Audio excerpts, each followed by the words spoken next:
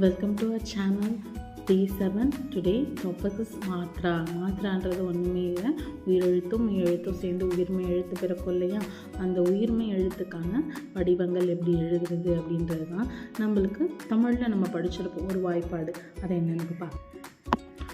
இந்த மாதிரி வாய்ப்பாடு நம்மளுக்கு ஃபஸ்ட் ஸ்டாண்டர்ட்லேயோ செகண்ட் ஸ்டாண்டர்ட்லேயோ டீச்சர்ஸ் சொல்லி கொடுத்துருப்பாங்க. இக்கு கூட்டல் அ க, இதே சேம் மெத்தட் தான் நம்ம ஹிந்திலையும் எழுதி போகிறோம். எப்படின்னு பார்ப்போம். இந்த சேம் மெத்தட் தான், இக்கு கூட்டல் அ க. இது போல் ஒவ்வொரு வாய்ப்பாட்டுக்கும் இருக்கும். ஆவுக்கு இருக்கும், ஈக்கு இருக்கும், இது போல் இருக்கும் இல்லையா.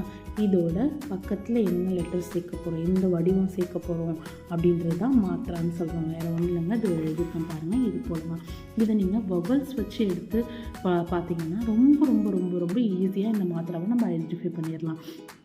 ஏன் அப்படின்னு சொன்னோம்னா, ஒவ்வொரு எழுத்தோட வடிவத்திலேருந்து தான் இந்த மாத்திராவே பிறக்குது, இந்த வடிவமானது பிறக்குது. பார்த்தோம்னா ஆ இருக்கு இல்லையா, இந்த ஆவுக்கு எந்த ஒரு மாத்திராவும் கிடையாது. ஏன்னா எந்த அந்த கான்சனன்ஸில் நம்ம படிச்சிருப்போம் எல்லாத்தையும் உச்சரிச்சு பாருங்கள், எண்ட் ஆஃப் த சவுண்ட் என்ன வருது, அப்படின்னு சொல்கிறது தான். அப்போ ஆவுக்கு மாத்திரா கிடையாது. ஆவை அப்படியே தான் வரும். க தான், கனா க தான், கனா க தான், பனா பா தான், அப்படி தான் வரும். ஓகேவா. நெக்ஸ்ட்டு ஆ மாத்திரா. ஆ மாத்திரா பார்த்தோம்னா இப்படி பாருங்கள், ஆவும் சிமிலராக இருக்காங்களா. இதில் எக்ஸப்ஷனாக ஒரு ஆள் இருக்காங்க. என்ன இருக்காங்க, ஒரே ஒரு ஸ்ட்ரைட் லைன் இருக்க பாருங்கள். இந்த ஸ்ட்ரைட் லைன் தாங்க ஆவோட மாத்திரா.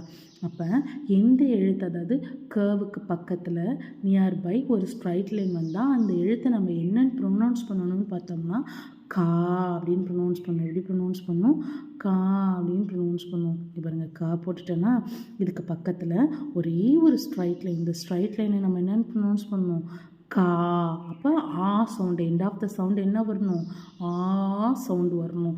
இதுதான் ஆவோட மாத்திரா. ஓகேவா, இதுதான் சொல்கிறாங்க. ஓகேவா. நெக்ஸ்ட்டு ஈ மாத்திரா போவோம். ஈ மாத்திராவோட பார்த்தோம்னா ஈ மாத்திராவை ஈஸியாக கண்டுபிடிச்சிடலாம். அதனால் நம்ம இதை ஸ்கிப் பண்ணி இதுக்கு போகிறோம். ஓகேவா. பாருங்கள், அதே தான் சொன்ன ஆவுக்கும் சிமிலர் இருந்துச்சு இல்லையா, அதுபோல் ஈக்கும் ஒரு சிமிலர் இருக்குது. என்னென்னு பாருங்கள், இந்த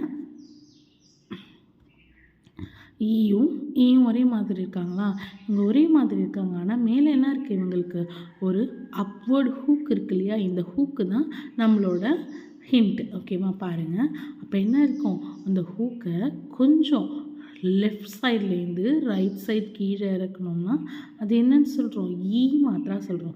இதோட ஆப்போசிட் ஒரு இருக்கு இல்லையா, அது போல் ரைட்லேருந்து லெஃப்ட் கொடுக்கணும். இதுதான் ஈ மாத்திரா. பார்க்கலாமா. இப்போ என்ன பண்ண போகிறோம், க போட்டுட்டு அதுக்கு மேலே ரைட்லேருந்து லெஃப்ட் எடுக்கிறோம். ஓகேவா. இதுக்கு ஈ மாத்திரான்னு பேர். அதுதான் இந்த இந்த கவோட இந்த ரைட்லேருந்து லெஃப்ட் இழுக்கிற இந்த மாத்திரா இருக்கு இல்லையா, இதுக்கு நியர்பை வர இந்த ஹூக்குக்கு பேர் தான் ஈ மாத்திரா. இது எப்படி ப்ரொனவுன்ஸ் பண்ணணும் அப்படின்னு பார்த்தோம்னா, கீ. எப்படி ப்ரொனவுன்ஸ் பண்ணணும், கீ.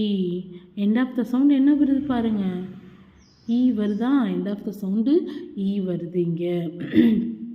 அதுபோல் ஈ மாத்திரா பார்க்கலாம். ஈ மாத்திராவுக்கு என்ன தான், க போட்டுட்டு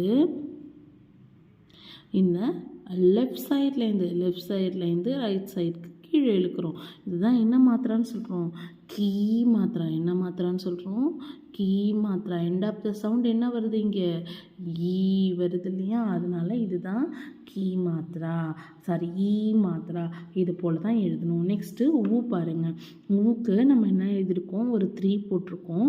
அதை எண்ட் ஆஃப் த லெட்டர் என்ன பண்ணியிருக்கோம், அப்வேர்டாக நம்ம அதை எழுதியிருக்கோம்.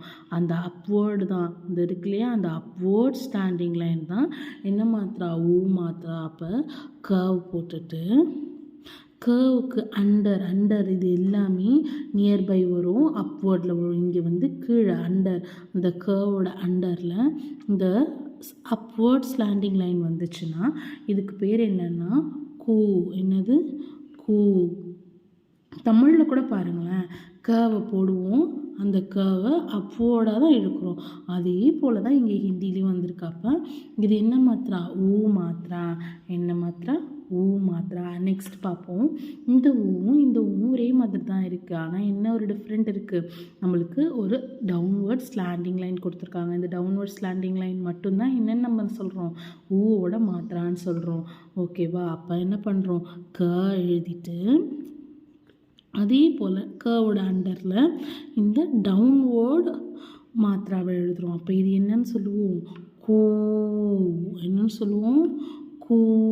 அப்போ இதுக்கு என்னது, ஊ ப்ரொனவுன்ஸ் வருதா? அப்போ இதுதான் ஊவோட மாத்திரா. Thank you friends.